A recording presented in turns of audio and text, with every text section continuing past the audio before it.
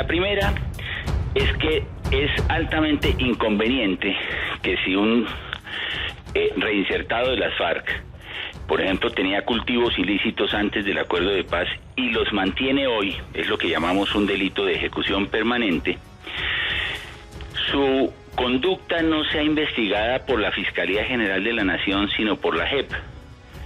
Un ejemplo, si vamos al sur del país y encontramos a un desmovilizado con 20 hectáreas de coca y nos dice yo las tenía desde antes de la firma del acuerdo de paz, la Fiscalía no podría hacer absolutamente nada, seguir derecho, y ese es un tema que le ha quedado a la JEP. Pero no es un tema simplemente de competencias, por el prurito institucional de que eso me corresponde a mí o al otro, no. Es que si le corresponde a la JEP, ese cultivador de plantas de coca, en este momento de tantas dificultades en materia de narcotráfico, sería juzgado, si es juzgado, con un régimen de beneficios inaudito. Porque mientras un campesino lo encontramos con una hectárea de coca, y eso puede dar lugar apenas hasta de 16 años de prisión efectiva, o sea, con cárcel real, si esto va a ser juzgado por la JEP, las penas podrían ser de 2 a 5 años a lo sumo, pero sabe todo el país que allá no hay tratamiento intramural, o sea, no hay cárcel, y por otro lado, gozarían, óigase bien, de la garantía de no extradición, es decir, narcocultivadores con beneficios de no ser extraditados en el marco de la cooperación judicial internacional. Es decir, mantener los beneficios a quienes después del acuerdo de paz sigan en la actividad del narcotráfico me parece que es bastante insólito. Y por eso, a mi modo de ver, y lo he expresado en nombre de la Fiscalía, y este no es un tema nuevo, sino de coherencias. Ustedes recordarán, Darío, que siempre lo hemos expresado ante el Congreso, y el Congreso nos dio la razón. Esto sería una patente de corso para que sigan en la actividad del narcotráfico. Eso no le sirve a Colombia, eso no le sirve al país. Eso no es justicia, evidentemente. ¿Y cuál es la observación número 2, señor fiscal? La segunda es muy delicada, es el tema de la reincidencia. La Fiscalía siempre ha sostenido, Darío, que por el principio sacro de la justicia transicional de no repetición, los reinsertados no pueden seguir delinquiendo. Y hay un sector de la opinión, las FARC, con sus asesores, por ejemplo, en el debate en el Congreso dijeron, no, nosotros simplemente nos obligamos a no volvernos a levantar en armas contra el Estado. La Fiscalía considera, y ese es el debate que yo creo que tenemos que promover frente a la opinión pública, que ese principio de no repetición es absoluto. Es decir, si la sociedad le da el beneficio a los reincorporados, y bienvenidos esos beneficios de que lleguen a la vida civil, a la vida democrática, pues no pueden seguir, no solamente no se pueden volver a levantar en armas contra el Estado, sino no pueden volver a secuestrar y no pueden volver a hacer narcotráfico, no pueden volver a extorsionar, en fin, no pueden volver a cometer homicidios. Y esa tesis fue aceptada por el Congreso de la República en pleno cuando la Fiscalía la expuso ante el plenario de Cámara y Senado. Dijeron, evidentemente, no pueden volver a cometer delitos. La consecuencia que la Fiscalía propuso en ese entonces ante el Congreso es que si volvían a narcotraficar o a secuestrar o a cometer homicidios, perderían todos los beneficios que les había otorgado el sistema de justicia transicional. No puede ser menos, por Dios. Pues el texto que ha quedado a la sanción del presidente de la República dice que no pierden todos los beneficios, es decir, conservan los beneficios, para que le quede claro a sus oyentes, Darío. Si una persona después de la firma del acuerdo de paz vuelve a incurrir en el secuestro, o en el narcotráfico, o en el porte de armas, que ya son muchos, ¿no? Son centenares, ya tenemos 361 casos de reincidentes, 10 secuestros, en fin. Entonces, en esos casos, conservarían los beneficios por los delitos anteriores en materia de crímenes ocurridos durante el conflicto armado. A nuestro modo de ver, aquí hay un tema axiológico de valores. La sociedad no puede permitir que quien recaiga en el delito conserve los beneficios del sistema de justicia transicional. Ese es el segundo punto que estamos planteando desde la Fiscalía General de la Nación. En la tercera observación. La tercera, Darío. Como la JEP, que ya está funcionando, ¿no? Estas no son observaciones que vayan a afectar el funcionamiento actual de la Jurisdicción Especial de Paz, porque ya está funcionando, ya empezó a actuar, todos los colombianos lo estamos viendo, tiene un marco constitucional y tiene una ley de procedimiento vigente. Se va a demorar un tiempo mientras asume formalmente competencia de las investigaciones. En la ley especial se dice que la Jurisdicción Especial de Paz asume competencias de los casos Bojayá, etcétera, cuando se expida la resolución de conclusiones. Va a pasar todavía un tiempo de aquí a allá.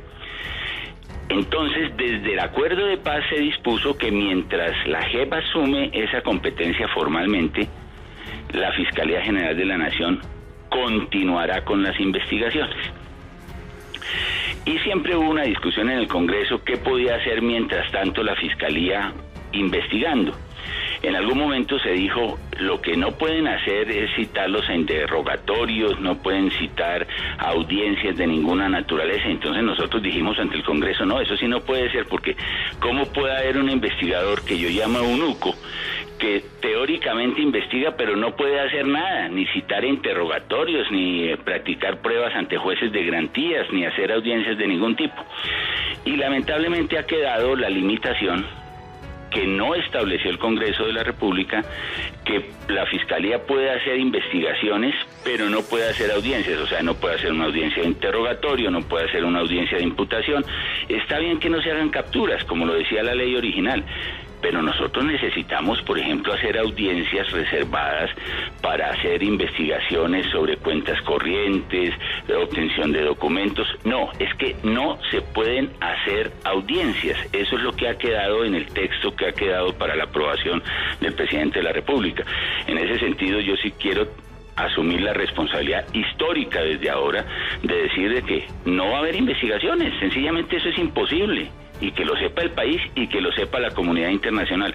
Al punto que fíjese usted que José Miguel Vivanco la semana pasada puso un trino donde decía que le parecía muy grave que se perturbara las investigaciones por parte de la Fiscalía General de la Nación. Esa es la tercera observación que le he planteado al país, Darío. ¿Y la cuarta, señor fiscal?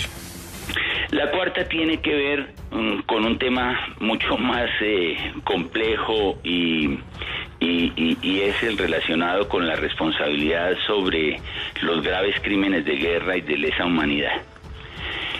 La discusión que ha existido es si por el principio de selección que es propio de este tipo de justicias transicionales, la JEP podría, imaginémonos el caso de Bojayá, judicializar solamente a los máximos responsables, pero los autores materiales de ese grave delito, que es un crimen de guerra, pues decir que no los va a investigar. En el marco de los tratados internacionales y de los deberes que ha asumido Colombia, que forman parte inclusive del bloque de constitucionalidad, no es posible que los autores de estos crímenes de guerra y de lesa humanidad no sean judicializados. Dicho de otra manera, no es posible que sean beneficiarios de la extinción de la acción penal. Es claro que en los tratados se dice que no se les puede dar indultos, pero lo que no se puede es por la puerta de atrás decir, bueno, entonces extingan la acción penal. Para los efectos, nos entiende la opinión pública, es exactamente lo mismo. Entonces sería muy grave, y ese es el texto que ha quedado a la consideración del presidente de la República, que en los graves crímenes de guerra haya posibilidad de extinguir la acción penal, condicionada a que sea solamente a quienes no sean máximos responsables. Y eso implicaría beneficios, a nuestro modo de ver, absolutamente inadecuados, improcedentes en el ámbito del derecho internacional humanitario en relación con los autores materiales de los crímenes de guerra. Fiscal General, teniendo en cuenta esos puntos, se trata entonces de una recomendación para que el presidente no objete todo este proyecto, esta iniciativa, sino específicamente se refiera a una objeción parcial. Hernando, yo soy muy respetuoso del fuero presidencial. Ahora, es claro que el presidente en este momento está definiendo, estamos en la etapa de sanción presidencial de la ley, que es una fase constitucional en la formación de las leyes, donde el Ejecutivo tiene que mirar la conveniencia o inconveniencia de las disposiciones. La Fiscalía concurrió al debate en el Congreso. Al finalizar el debate en el Congreso expresamos nuestra profunda satisfacción sobre el texto de la ley estatutaria, pero luego del trámite que se ha venido surtiendo han quedado estas 4 muy graves dificultades y que tienen una característica de inconveniencia manifiesta. Yo sé que la opinión pública está entendiendo de lo que estoy hablando. Entonces, le corresponderá al presidente juzgar si se objeta, obviamente no totalmente la ley, no, nadie está pensando en algo de esta naturaleza, por lo menos las observaciones de la Fiscalía hacen referencia solamente a 4 puntos. ¿Eso qué significaría? Que de ser objetada parcialmente la ley en estos 4 puntos, el país se va a dar la oportunidad de hacer un debate racional, no apelando a la retórica ni a los sentimientos, sino a razones de conveniencia, de utilidad pública y de conveniencia a la política criminal y de narcotráfico del Estado, la política antidrogas, sí, para ver si esos puntos son o no son convenientes. Y el Congreso, como en toda democracia, habrá de decidir. Eso no es un anatema, es absolutamente conveniente y se trataría de tomarnos un tiempo adicional para que siga haciéndose esta discusión sin perjuicio de que la JEP siga funcionando. Esto no es un golpe mortal a la JEP, ni la pone en vilo. Ahí está funcionando la JEP, tiene una constitución y tiene todo un código de procedimiento que es la ley 1922 que la habilita, como lo estamos viendo los colombianos todos los días, para que siga funcionando normalmente. Pero fiscal, para que le quede claro a la opinión pública, entonces esos reparos no son a la ley estatutaria como salió del Congreso, son a la sentencia de la Corte Constitucional después de revisar la ley estatutaria de la JEP. Es que en el trámite de una ley estatutaria, antes de la sanción presidencial y después de la aprobación del Congreso, existe un control de constitucionalidad previo. En ese control de constitucionalidad se introdujeron muchas modificaciones a la ley. Muchas de ellas muy importantes y que consolidan en nuestro entender todo el procedimiento y la justicia transicional. Pero hay 4 puntos en los cuales la Fiscalía mantiene sus reservas después de haberse obtenido un consenso sobre estos 4 temas, que fueron consensos muy difíciles. Este tema de los delitos permanentes y de la no reincidencia por parte de los desmovilizados son temas que la opinión pública nos ha oído hablar desde el año 2017 y que hemos defendido con ahínco, pero con sentido de responsabilidad. De tal manera que es el producto de todo ese trámite constitucional y ahora queda la etapa de juzgar su conveniencia o inconveniencia, y esa es una función constitucional del presidente de la República. Fiscal General, ¿qué llegará a pasar si estos 4 reparos que se han expuesto con usted muy claramente el día de hoy no llegaran a ser acogidos o bien en el debate en el Congreso o bien incluso por la eventual objeción que pueda hacer el presidente de la República? Y me refiero específicamente, ¿cuál es la afectación dentro de la función que cumple el ente acusador?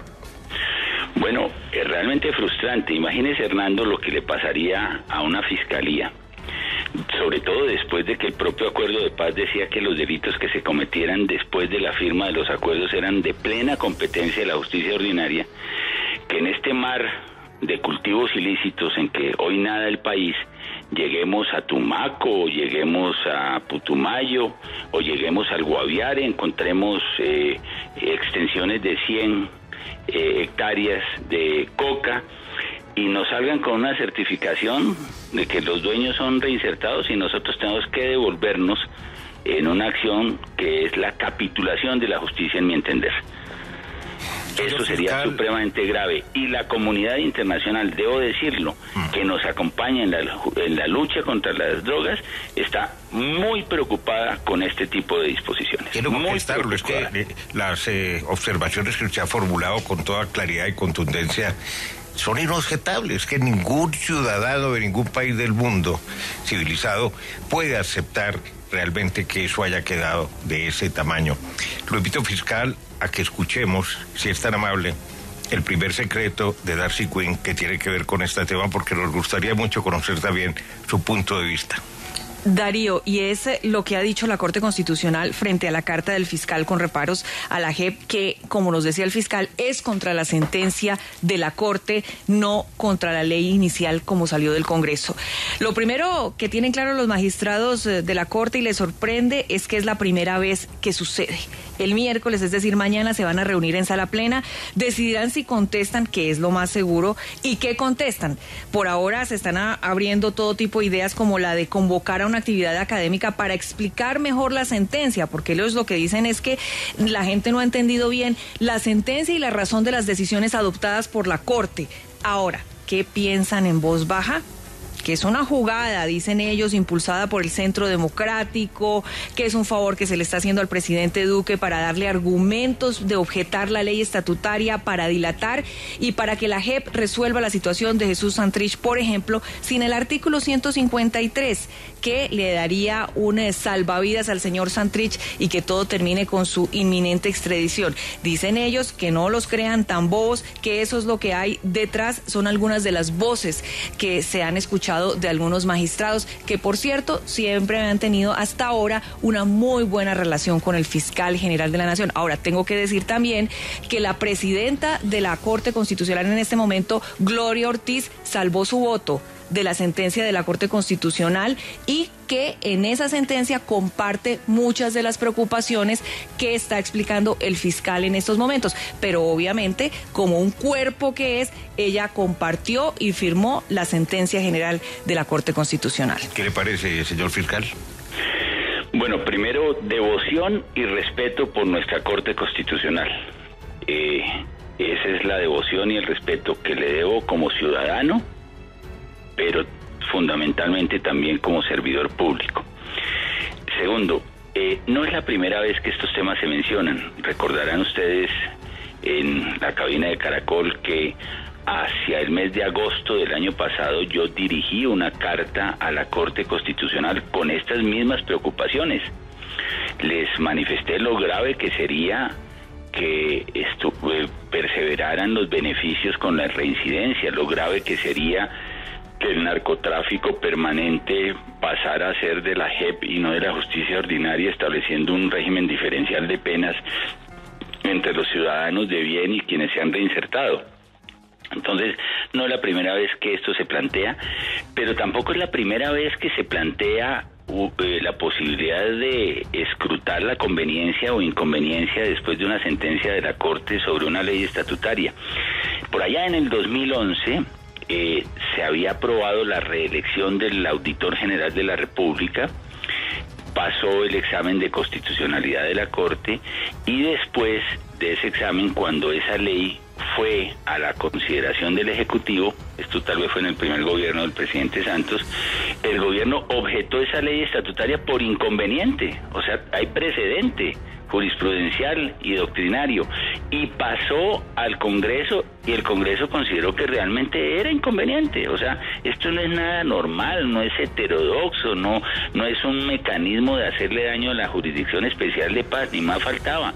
Yo creo que lo responsable es que demos una discusión pública, a fondo, sin injurias, sin descalificaciones, sobre un tema que tiene que ver con la arquitectura hacia el futuro del proceso de paz, porque esto es lo que va a permitir cerrar jurídicamente el conflicto, pero a juicio del fiscal general de la Nación va a quedar mal cerrado si quedan este tipo de beneficios y de normas que hemos mencionado.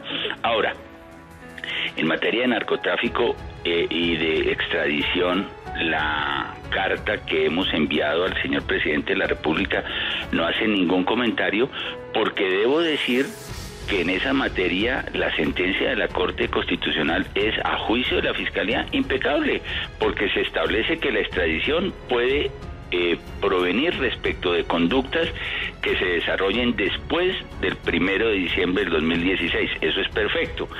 Y en el trámite no se establece ninguna modificación a las leyes vigentes, de tal suerte que no hay ningún reparo desde la perspectiva de la jurisdicción ordinaria. Luego, realmente no se trata de hacerle un favor a nadie ni intervenir en el tema de las extradiciones en curso, porque esos son temas que seguirán juzgándose y llevándose a cabo de acuerdo con la ley vigente.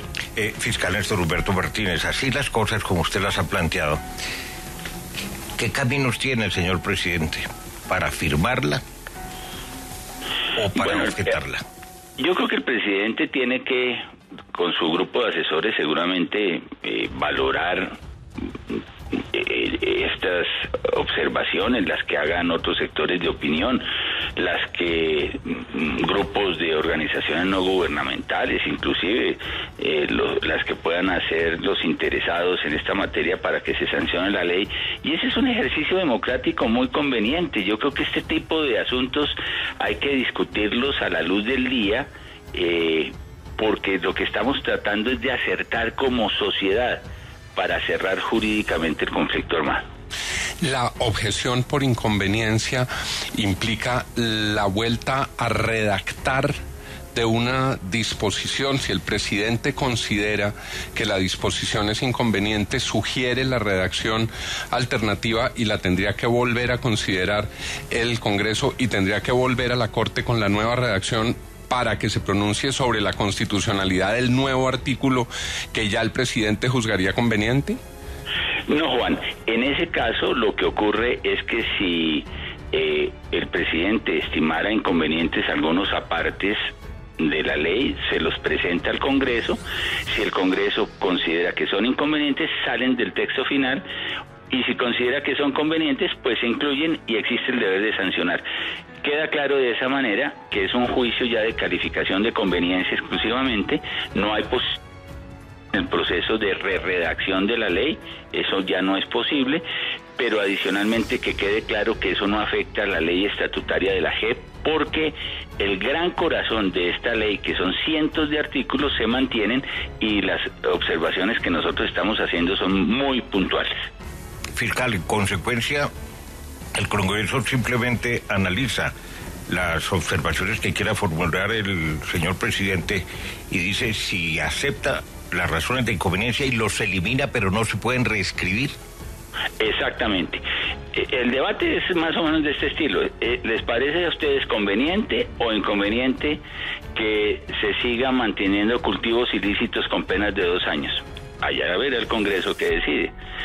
¿Es conveniente o inconveniente que los desmovilizados reincidan y mantengan los beneficios por los graves en el pasado? Ese es el juicio de valor que tendrá que hacer el Congreso. Fiscal, hay un punto que usted mencionaba antes y que nos preocupa sobremanera, y es el que tiene que ver con las cifras, con las estadísticas de la reincidencia de algunos excombatientes de la FARC.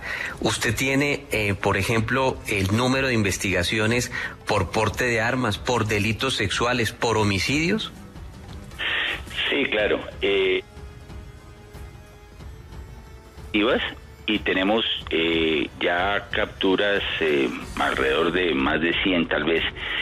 Por porte de armas, recuerdo que hay 31 casos. Por homicidios, 24 homicidios. ¿Cómo puede ser posible que una persona que volvió al homicidio mantenga los beneficios de lo que cometió en el conflicto? Ese es un punto de vista de axiología jurídica. No quiere decir que va a quedar en impunidad lo de atrás, pero va a quedar con un régimen de beneficios en el sistema de justicia transicional, o sea, borrón y cuenta nueva. Esa es un poco la discusión que nosotros estamos proponiendo. Inclusive, delitos sexuales como el que se cometió recientemente en un espacio, en un ETCR, que fue denunciado por los propios miembros del ETCR y que está siendo judicializado por la Fiscalía. Tenemos ya 10 casos de secuestros por parte de desmovilizados. Esas son las circunstancias que en la práctica vale la pena discutir de cara a la opinión pública. Pide usted, señor fiscal, que este debate se dé serenamente, sin agravios, sin ofensas. ¿Lo han ofendido, maltratado, agraviado mucho que hace usted esa invocación? Pues sí, desafortunadamente las redes sociales tienen una intemperancia hoy en día y entonces algunos miembros de las desmovilizadas FARC o algunos sectores de opinión que son proclives a la defensa, pero una defensa que no se discute, sino absoluta de todo lo que tenga que ver con esas posiciones, hacen juicios de valor y nos descalifican que nos estamos atravesando el proceso de paz. No, desde el 2017 el país me está oyendo exactamente lo mismo, lo que es una absoluta coherencia por parte del fiscal general de la Nación. Doctor Humberto Martínez, ¿en qué momento, en qué paso del proceso se escribieron esos artículos que usted, con toda razón, a mi juicio, considera inconvenientes? Pues mire, en esto hemos ido y hemos regresado, Darío. En los proyectos del gobierno había muchas de estas disposiciones, por ejemplo, que estoy hoy glosando. En el debate al interior del Congreso se morigeraron y, a modo de ver de la Fiscalía, se recondujeron adecuadamente. Por eso, después del trámite de la ley estatutaria en el Congreso de la República, nosotros expresamos nuestra expresa satisfacción sobre toda la ley estatutaria. Pero en el trámite de la ley estatutaria hay un control de constitucionalidad, y como resultado de ese control de constitucionalidad han surgido estos 4 puntos de vista que nosotros queremos llamar la atención. Y me parece que en el ejercicio democrático de hacer las leyes, construir las leyes y definir el marco jurídico de la paz, todos tenemos derechos, pero los servidores públicos sobre todo tenemos responsabilidades. Yo considero que es un deber del fiscal general de la Nación llamar la atención del país sobre estos asuntos. Sí, doctor Lozano. Señor fiscal, quedan dudas sobre los delitos sexuales, no simplemente los de los reincidentes, y particularmente sobre los abusos sexuales que se habían cometido contra los niños. Se pensó que este era un capítulo que podría ir incluido dentro de sus observaciones por los comentarios que usted había hecho antes. Sí. Como ese era un tema que se había incorporado en el Congreso de la República, en los debates finales en el Senado, nosotros no observaciones, pero es evidente que ese es un punto de discusión. La Corte dijo que con el propósito de aportar elementos de interpretación constitucional en esa materia, se debía decidir si un caso de violencia sexual se relacionaba o no con el conflicto armado interno. Y desde el punto de vista de la ratio decidendi de esa argumentación, pues para muchos sectores es un objeto de discusión también desde el punto de vista de la conveniencia de ese tipo de consideraciones de la sentencia sobre la ley estatutaria. Ciertamente es un punto que también ha entrado en la discusión pública, pero la Fiscalía ha querido centrarse en estos 4 aspectos. Porque ningún abuso sexual contra un niño tiene nada que ver con el conflicto interno. ¿Qué tiene que ver que violen a unos niños cuando se toman un caserío con el conflicto interno? Eso no es ni ideología ni lucha revolucionaria, esos son unos crímenes atroces contra los menores. Ciertamente, esa es una posición absolutamente válida y da lugar a la controversia que ya está surgiendo también sobre ese punto a nivel de la opinión pública.